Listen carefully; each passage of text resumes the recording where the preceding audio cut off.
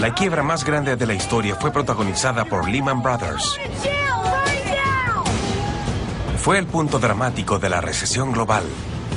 Llegó un momento en la compañía en donde si no solucionábamos los dos mayores problemas, las cosas se pondrían mucho peor. Creo que en los últimos 50 años de historia de los negocios fue el fin de semana más extraordinario. El pánico que se produjo nos afectó a todos. Las hipotecas se cancelaron. La bolsa de valores se desplomó. Y los negocios fracasaron. ¿Por qué una quiebra bancaria tuvo consecuencias catastróficas para el mundo? No creo que ninguno de nosotros haya anticipado el pánico financiero que se vivió después de la quiebra de Lehman Brothers. Así que esto fue una serie de eventos muy importantes. No tuvimos las herramientas para enfrentar esa crisis y creo que fue un error trágico para los Estados Unidos y para el mundo. Esto es lo que ocurrió en la quiebra del 2008. Aquellos que estuvieron involucrados cuentan la historia del fin de semana que cambió al mundo. Por amor al dinero.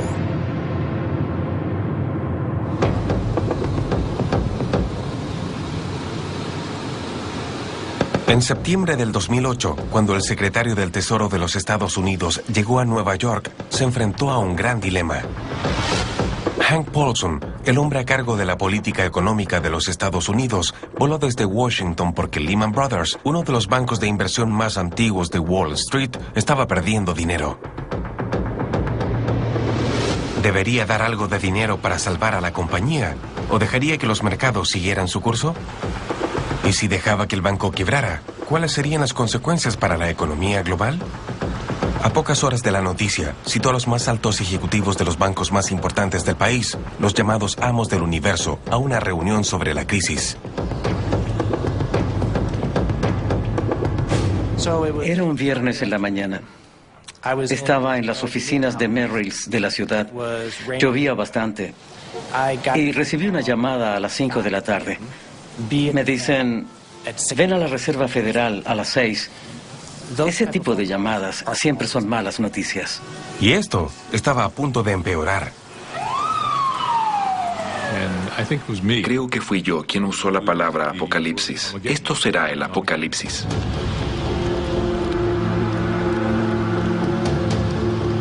La FED, o Reserva Federal de Nueva York, el lugar en donde la crisis se desató, se encuentra a pasos de Wall Street. La fortaleza de granito simbolizaba el poderío de la economía norteamericana. No creo que hubiera alguna persona que no comprendiera todo lo que en ese momento estaba en juego.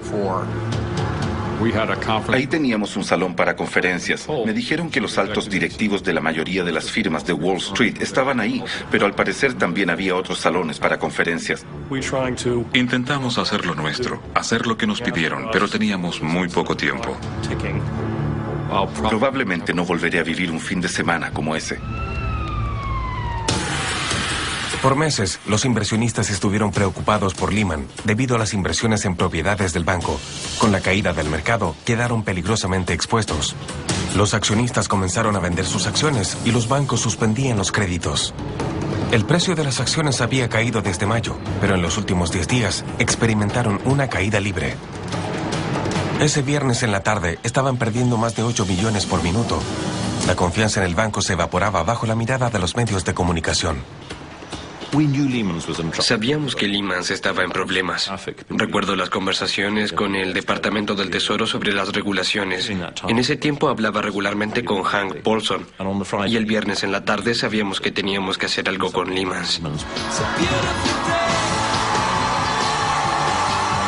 En los últimos meses, la caída de las hipotecas y el colapso de los precios de las casas obligó al Tesoro de los Estados Unidos a rescatar a un banco y a 2 de las compañías hipotecarias más grandes del país. Muchos asumen que las autoridades lo harían nuevamente. Pero la elección presidencial estaba a pocas semanas y durante la campaña decían que lo que importa es que Main Street recupera la capacidad de control sobre Wall Street. Entonces, cuando los altos directivos se reunieron ese viernes en la tarde, sabían desde un comienzo que habría poca comprensión por parte del gobierno. Hank Paulson, el secretario del Tesoro, y Tim Geithner, el presidente del Banco de la Reserva Federal, hablaban en la reunión. Y nos dijeron que este es el problema. Hay que salvar a Lehman. Tienen que encontrar una solución. Y nosotros, por parte del gobierno, no ayudaremos. Mientras los líderes de Wall Street luchaban por lo que había que hacer con Lehman Brothers, dos de sus rivales estaban ansiosos por atacar. El primero era el Bank of America, uno de los bancos más importantes de los Estados Unidos, y el otro era uno británico, el Barclays, que estaban ansiosos por expandirse a través del Atlántico. Estábamos alerta, analizamos cuidadosamente las finanzas y desplegamos un equipo en Nueva York a cargo de Bob Diamond. Nosotros no sabíamos con quién nos íbamos a encontrar, pero les puedo asegurar que no nos hubiéramos subido al avión si la situación no hubiera sido tan seria. Sabíamos que este iba a ser un evento muy importante en la historia de los créditos.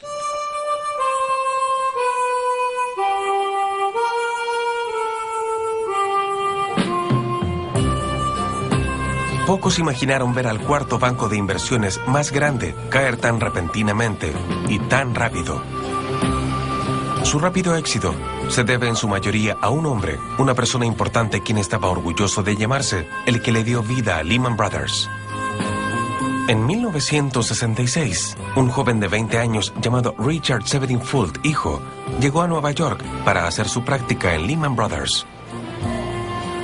Cuando terminó la universidad, el banco lo contrató.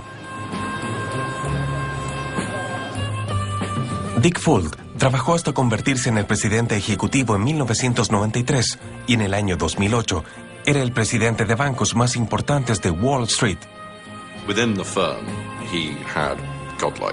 En la firma era tratado como un dios. Se notaba que este hombre estaba al mando. Claramente tenía visión para los negocios. Nadie debía tener discusión con Dick, a menos que los argumentos sobre el tema fueran muy sólidos.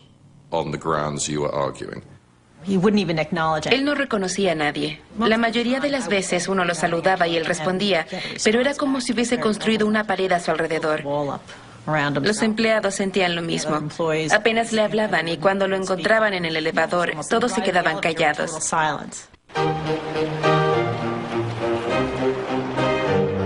Fuld construyó una red de más de 60 oficinas alrededor del mundo, contratando a más de 28,000 personas. Cuando Lehman Brothers abrió su sucursal europea en Londres, Fuld se presentó.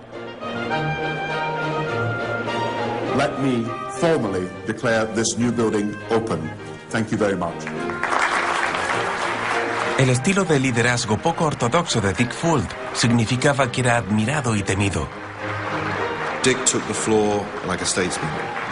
tomó la palabra como un estadista y comenzó a atacar a los vendedores al descubierto. La gente que minimizaba el precio de las acciones de Lehman al no tener muchas.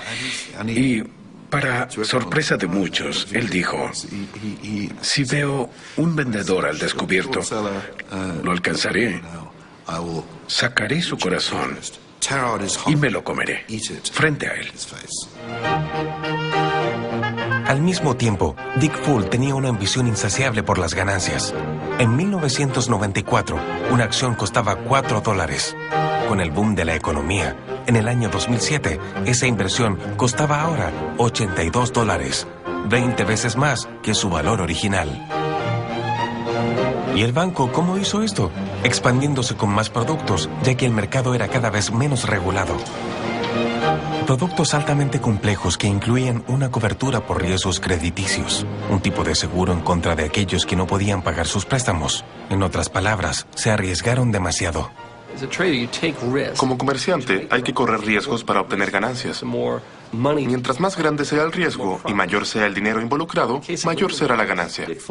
En el caso de Lehman Brothers, Dick Fuld dijo que había que arriesgarse más con los títulos de créditos hipotecarios. Tenemos que correr el riesgo. Y a más riesgo, peor es la caída. Y para el equipo que creyó en el sistema de Dick Fuld, junto con las ganancias hubo recompensas que cambiaron sus vidas. El 2006 fue un buen año. Gané más de $30 millones y un bono de $1 millón. Conozco a vendedores que ganaron $10 millones, pero le dieron a la firma $200 millones. En el año 2004, los ingresos brutos de Lehman eran de $11.500 millones y a sus funcionarios les dieron $5.000 millones en sueldos y en bonos. En el año 2007, los ingresos casi se duplicaron y los funcionarios recibieron $9.000 millones en sueldos y en bonos. Y en la cima se encontraba Dick Fuld. Desde el año 2000 hasta el año 2008, recibió entre 310 y $500 millones. La cifra exacta aún está en discusión. Ese viernes de septiembre, en la Reserva Federal, los rivales a quienes Dick dijo que iba a destruir se sentaban para juzgarlo. Dick no fue invitado a la reunión con los altos ejecutivos. Incluso, algunos que estaban de su lado apoyándolo consideraban que su presencia sería problemática. Después que los presidentes de los bancos se retiraron, sus contadores y abogados siguieron trabajando durante toda la noche. El olor de las pizzas de días atrás, de las personas que no se bañaban, entre otras cosas. Uno aprende a vivir con eso. Es parte del negocio. Pero en este caso era mucho peor. No dormían. Era mucho lo que estaba en juego. Estaban llevando a cabo una auditoría integral. Revisaban las cuentas de Lehman para tener una imagen más clara sobre las finanzas del banco. Para ser francos, tuvimos problemas para avanzar. Teníamos claro que la administración Lehman había perdido mucho tiempo realizando una auditoría integral con otra firma. Por eso tuvimos un comienzo bastante lento. Eso se debía a que Lehman le daba toda su atención a esa otra firma. El Bank of America era el favorito para adquirir la casa de inversiones. Había departamentos que otorgaban muchas ganancias, como las divisiones de inversiones, la cual querían salvar. Pero cuando los consejeros comenzaron a revisar las cuentas de Lehman, se encontraron con algo que los conmocionó. Nosotros esperábamos encontrar algo relativamente malo, pero encontramos algo mucho peor. Calcularon que la caída de las inmobiliarias había dejado un gran agujero en el balance general. Justo hace un mes, el banco indicó que su portafolio tenía un valor de $40.000 millones y ahora había caído a $25.000 millones. Puede que hayan pagado $100 millones por una propiedad. Y el balance general dice que costaba eso. Pero en realidad costaba 50 o 25 millones. Y cuando uno empieza a sumar todas esas pérdidas, se obtiene un número muy alto. Un número tan alto, una pérdida tan grande que significaba la quiebra de la compañía, a menos que el gobierno de los Estados Unidos le ayudara. Pero el hombre a cargo del Tesoro norteamericano, Hank Paulson, dejó en claro que esa no era una opción. Lo que ocurrió después tomó a todos por sorpresa.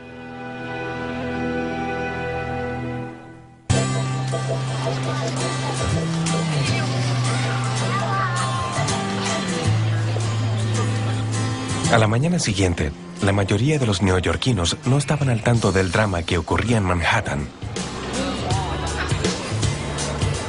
En el transcurso de la mañana, los intereses eran mayores. Dick Fuld aún contaba con que el Bank of America le hiciera una propuesta, pero pronto sabría que este banco tenía otras intenciones. John Thane, el presidente de Merrill Lynch, era el más nuevo de todos, y él tenía sus propios problemas. El precio de las acciones de Merrill Lynch bajaba porque los inversionistas estaban vendiendo las acciones, aterrados por lo expuesto que este banco podría estar frente a la caída de las propiedades. Así que cuando regresó a la Reserva Federal el sábado, se interesó profundamente en los problemas que tenía su rival. Al ver a los representantes de Lehman agotarse debido a la presión, comenzó a temer que la atención se posara sobre los problemas de su banco. Verlo y comprender su estado emocional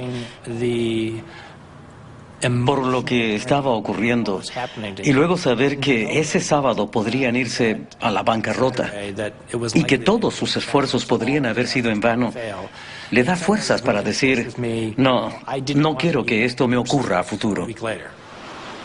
Así que tomó la oportunidad para salvar a su propio banco. Y desde mi punto de vista, el problema ya no era cómo salvar a Lehman, ya que asumí que irían a la quiebra. Esto se convirtió en ¿qué ocurrirá con los mercados financieros? ¿Y qué significará para Merrill Lynch? Y de cómo protegeré a los accionistas de la empresa, a los empleados de la empresa, a los clientes de la empresa, para que no estemos en una situación similar a la de Lehman una semana después. Decidió contratar al presidente del Bank of America, Ken Lewis, que vivía en Carolina del Norte, y a quien le hizo una oferta bastante audaz. Salí del edificio y me detuve en la calle. Tomé mi teléfono y llamé a Ken. La conversación fue corta. Le dije que sería bueno que revisáramos algunas opciones estratégicas. Me dijo maravilloso y que podía estar en Nueva York en algunas horas. Ahora el juego se había acabado y cada banco velaba por sí mismo. Mientras el presidente del Bank of America volaba hacia el norte a su reunión secreta, Dick Fuld no tenía idea de que ahora estaba solo, excluido de la Reserva Federal. Estuvo toda la mañana en el centro de mando de Lehman. Dick ocasionalmente diría, ¿han escuchado algo sobre el Bank of America? Porque aún nos cuesta creer que hayan desaparecido. Y la respuesta siempre fue no. Solo algunas cuadras de allí, John Thane negociaba un trato con el presidente del Bank of America en un discreto escondite en el Central Park. Era un departamento corporativo, parecido a una habitación de hotel. No era muy grande, y en ese lugar estuvimos solo los dos conversando. Para Ken Lewis, Merrill Lynch había hecho una propuesta mucho más atractiva. Aquí queda demostrado el dicho, destruye o serás destruido. Por la tarde, el abandonado equipo de Lehman hacía lo posible para enfrentar lo que estaba sucediendo.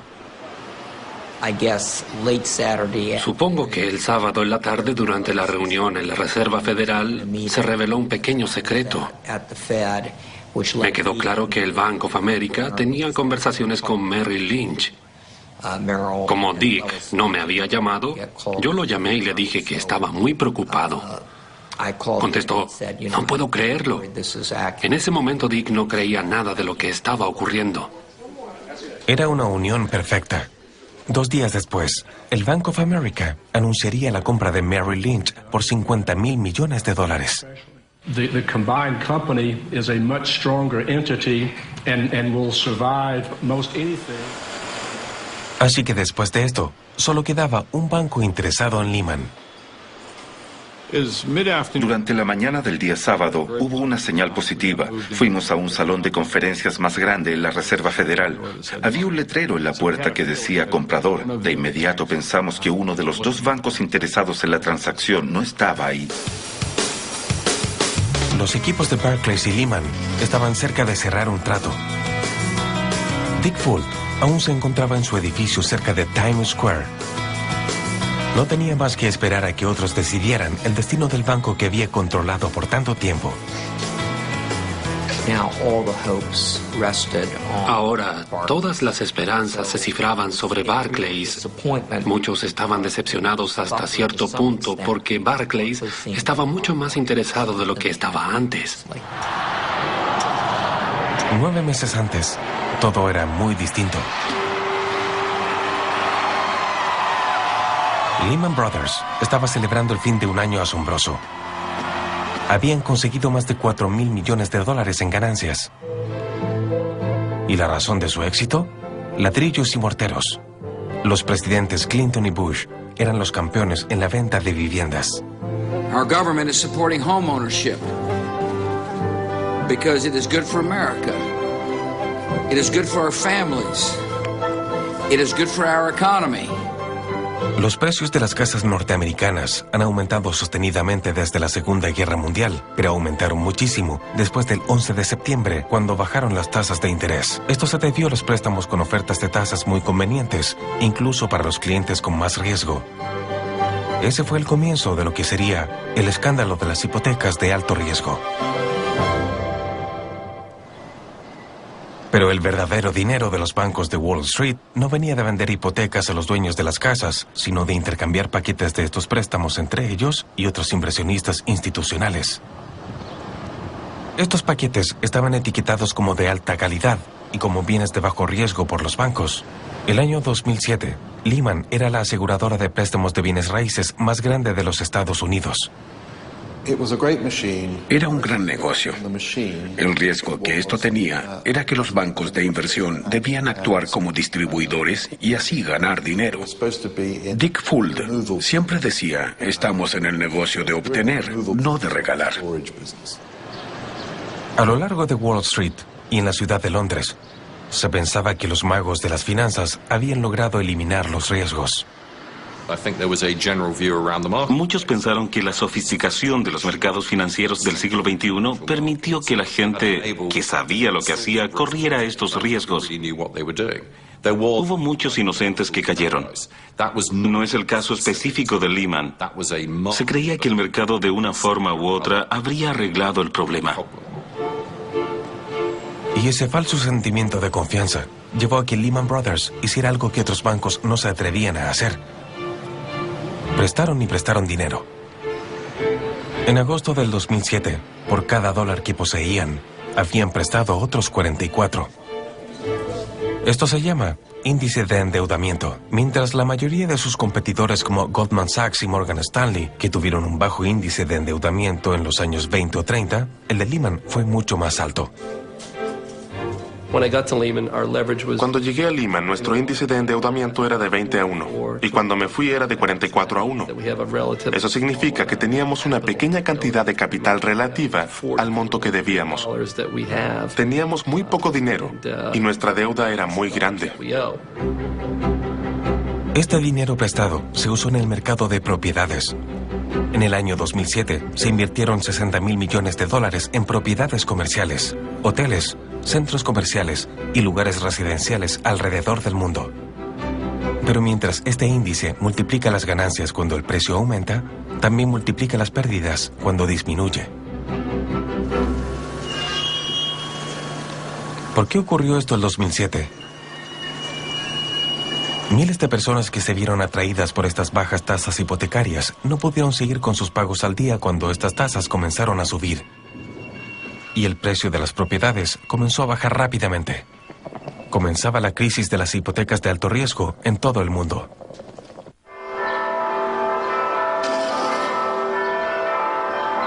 En Nueva York, el día domingo comenzó con algo de optimismo. Puede que el banco favorito, el Bank of America, se haya retirado, pero Barclays seguía alerta.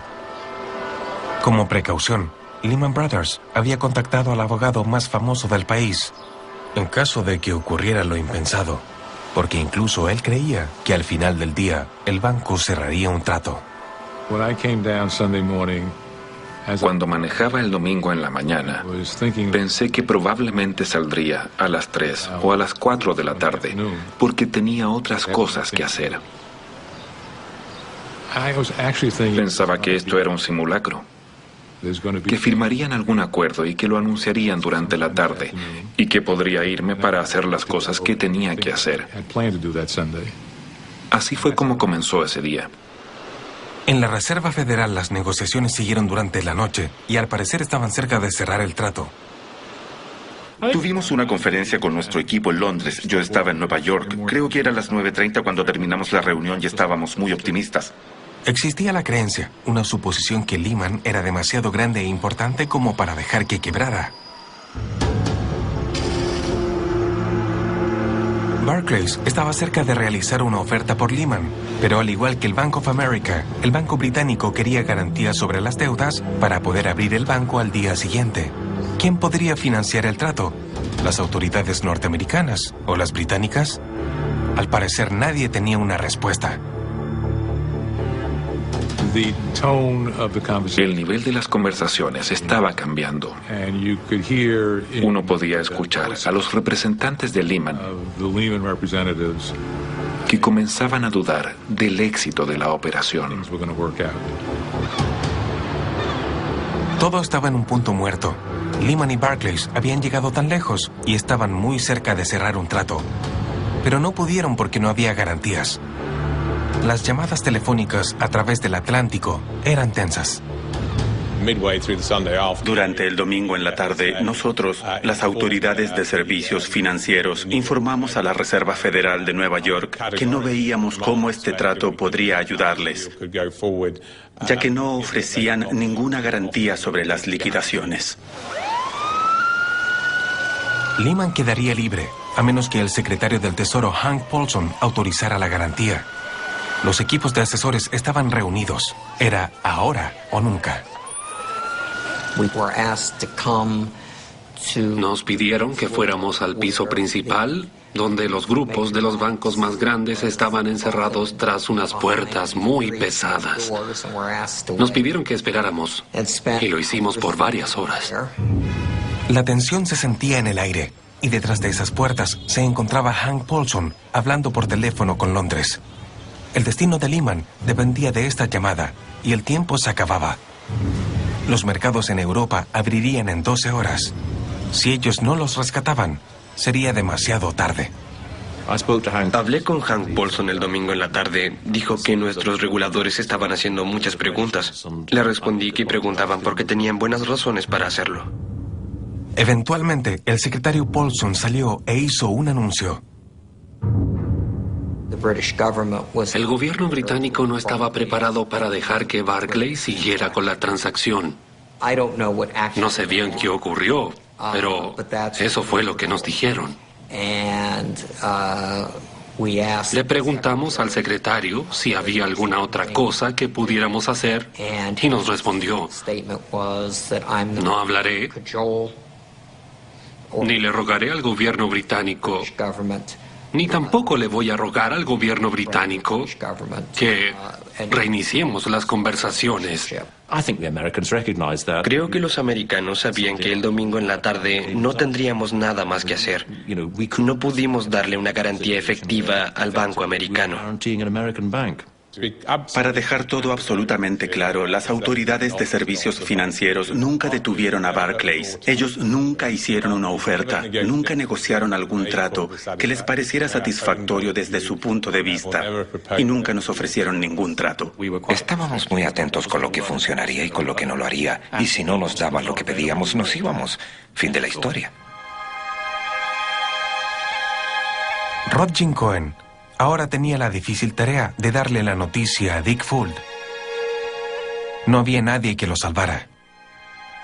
Los británicos no vendrían. Fue la llamada telefónica más complicada que haya hecho en mi vida. Me dijo: esto es increíble. ¿Cómo puede estar ocurriendo? Pasamos unos minutos hablando del tema y luego agregó: ¿hay algo más que podamos hacer?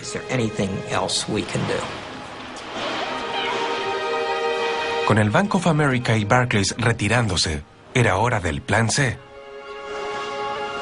Pero no había plan C.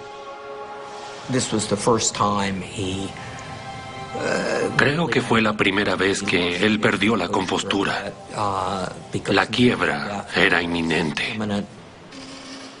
Los síndicos de quiebra de Lehman estaban reunidos en la Reserva Federal y se apresuraron para ir al salón de conferencias. Nos dijeron que no habría una transacción con Barclays y por lo tanto Lehman debía estar preparado para la quiebra. Y de repente dijeron: para la medianoche. Y les respondí: no entiendo qué están haciendo. ¿Pueden explicar la razón de esta decisión? Y ellos me dijeron: no tenemos que explicarle nada. Ustedes necesitan financiamiento y no vamos a ayudarlos a menos que se vayan a la quiebra. Dije: eso es muy convincente. Entonces me dirigí a toda la asamblea y pregunté: ¿comprenden cuáles serán las consecuencias de esta decisión? ¿Y qué es lo que ocurrirá con el mercado? Me respondieron: nos encargaremos de ello. Los funcionarios del Tesoro confiaban en que el colapso de Lehman sería evitable. Las noticias de la quiebra inminente ya habían llegado a Londres. No habría dinero por parte de Nueva York, para que el banco pudiera abrir al día siguiente. Estaba muy claro que Lehman del Reino Unido tenía que cerrar. Era insolvente. No estaban en posición de poder pagar todas sus deudas. La realidad es que se apreciaron muchas reacciones.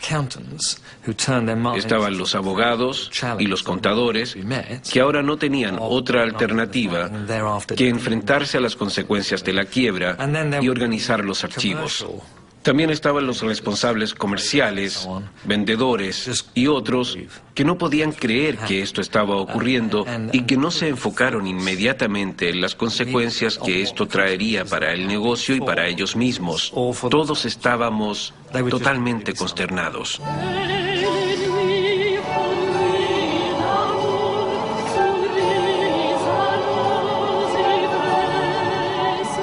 Mientras daba inicio una actuación de Offenbach en Brooklyn, en la Reserva Federal todo ya estaba por terminar.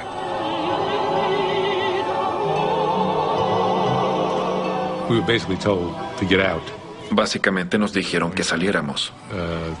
Y mientras nos dirigíamos al elevador a buscar nuestros autos, dije, creo que no nos querían aquí. Básicamente nos echaron. Y este era un asunto muy serio. Todo era muy sombrío. El regresar a Lehman fue algo doloroso. Mientras nos acercábamos al edificio, veíamos a mucha gente en la 7ª Avenida. Recuerdo que había un hombre con una lanza que decía, hay que derribar a Wall Street. Yo pensé, esto se pondrá peor.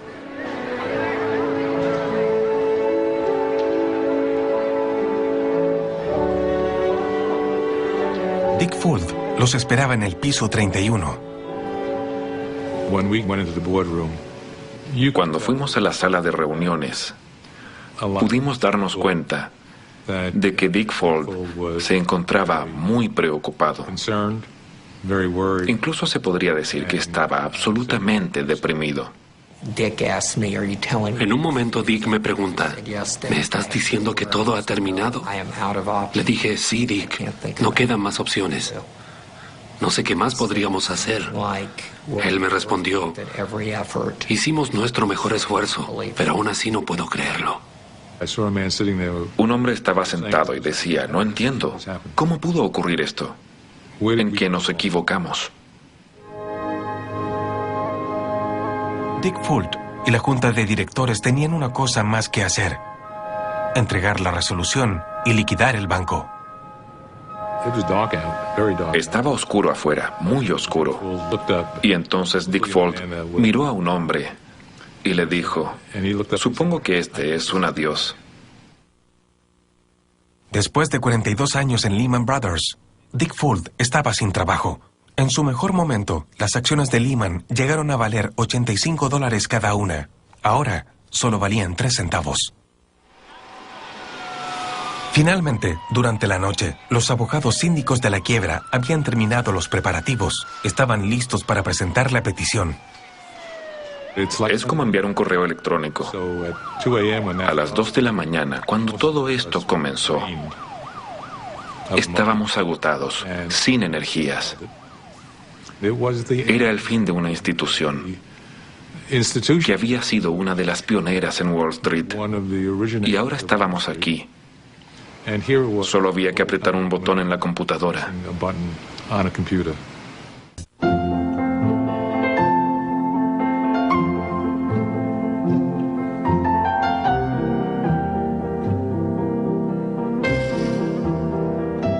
Lehman Brothers, America's 4th largest investment bank, goes bankrupt.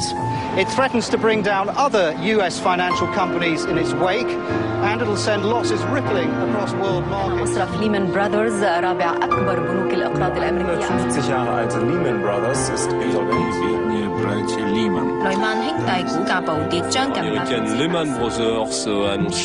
Lehman Brothers Lehman Brothers The blow to confidence could be catastrophic. Después de la quiebra declarada el domingo en la noche, todo el mundo pensaba, si esa compañía quebró, cualquiera podría hacerlo.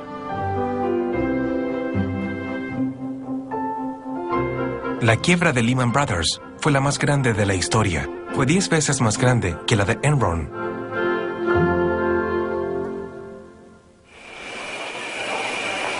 El impacto de la quiebra alrededor del mundo no tenía precedentes. La red de transacciones global de Lehman era bastante complicada y no muchos la comprendían. Los bancos del mundo estaban preocupados. El pánico se extendió y las instituciones temían por su futuro. Lehman ilustró este gran problema. El nivel de los activos impares o préstamos malos en el sistema eran tan altos que otras instituciones de Estados Unidos estarían en riesgo. Y segundo, Lehman estaba en un problema tan grande con otras instituciones que lo que le ocurriera a una, le ocurriría a la otra. Llegó un momento en la compañía en donde si no solucionábamos los dos mayores problemas, las cosas se pondrían mucho peor. Mientras el inicio de la transacción se acercaba, el mundo financiero esperaba ansioso saber qué ocurriría. El lunes en la mañana, en el Departamento del Tesoro, estábamos muy alerta a los mercados. Estábamos comunicados con los líderes del mercado sobre qué ocurriría cuando anunciaran la quiebra. Claramente esto fue muy perjudicial. Era peor de lo que temíamos. Y mientras los mercados crediticios cerrarían el miércoles, 2 días después no veríamos los daños hasta algunas semanas o meses. Tuvimos un diluvio en la comunicación. De hecho, ese mismo día recibí más de 5,000 correos electrónicos. El panel de control de la firma estaba bloqueado. El panel del banco también lo estaba. Hubo un problema masivo con las comunicaciones porque todos querían respuestas y las querían inmediatamente. Nunca antes había experimentado eso y no creo que me vuelva a pasar. Recibíamos llamadas no solo de los bancos y las instituciones financieras. Recibíamos llamadas de negocios americanos, incluso de empresas de gran liquidez, que decían que no podían financiarse, no podían pagar sus nóminas ni financiar su inventario. Algunas de las compañías más grandes de los Estados Unidos y que no tenían mucho que ver con los mercados financieros, nos decían que no tenían dinero para pagar a sus empleados. Este periodo fue muy intenso, nunca antes había visto algo así. Para el final del día lunes, habían desaparecido $700 mil millones del mercado de acciones. El Dow Jones, el índice bursátil más importante, había bajado 500 puntos. Era la mayor caída desde el atentado del 11 de septiembre. Los mercados financieros alrededor del mundo se congelaron porque el colapso de Lehman había destruido la confianza que los bancos necesitaban para prestar dinero.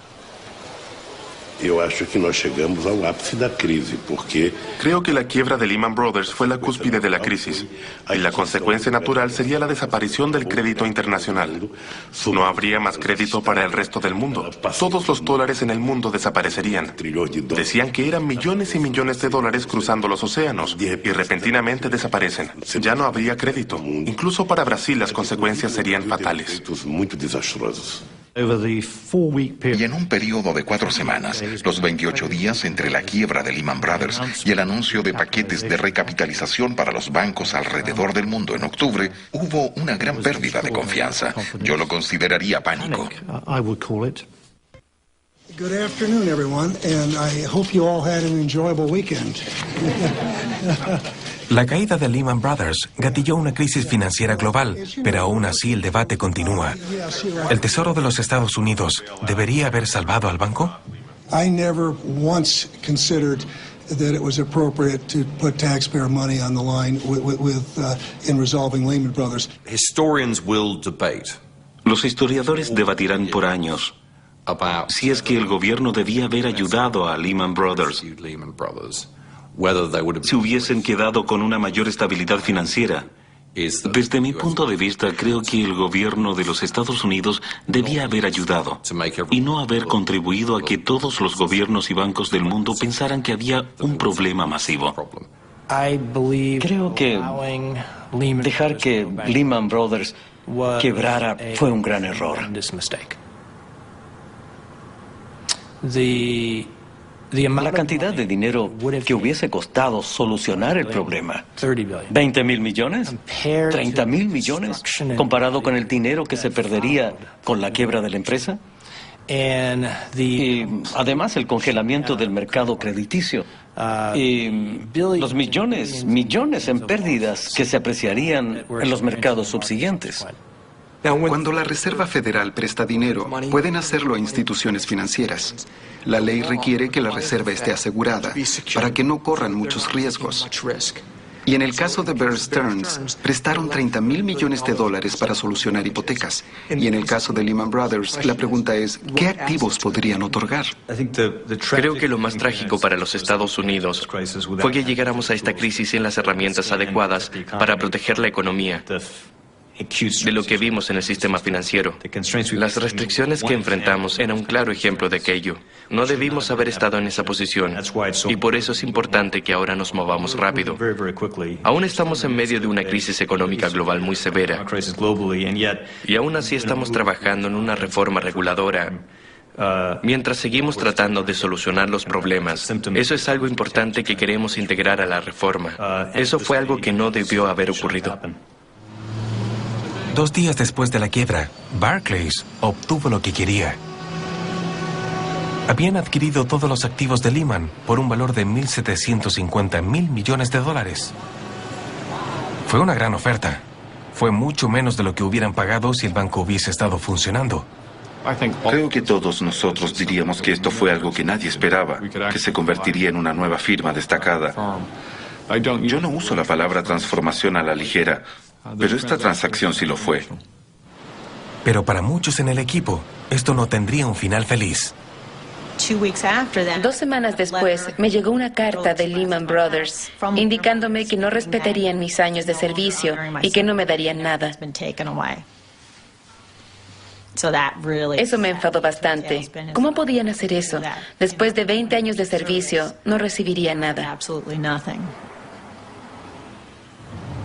Un mes después, Dick Fuld hizo su primera y única aparición pública. Se dirigió a Washington para rendir cuentas ante el Congreso.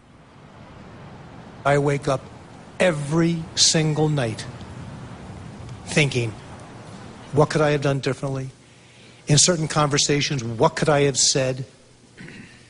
What should I have done?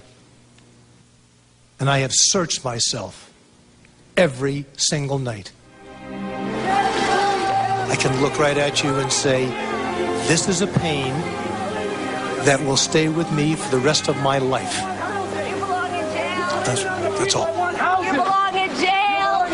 Criminal! You should go to jail right now! Dick Fuld sería llamado a declarar en la corte. El expresidente del banco sería citado a muchos casos civiles en donde alegan que no representó adecuadamente sus activos durante los meses antes del colapso. Él no quiso ser entrevistado en este documental.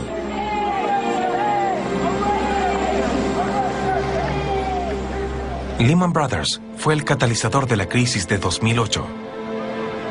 Aquellos que estuvieron en Wall Street ese fin de semana dicen que lo que derribó a este banco fue el amor por el dinero. Lo que causó este desastre fue la avaricia. Los banqueros vivieron tanta abundancia que pensaron que serían invencibles. Pero mientras más alto, más dura es la caída.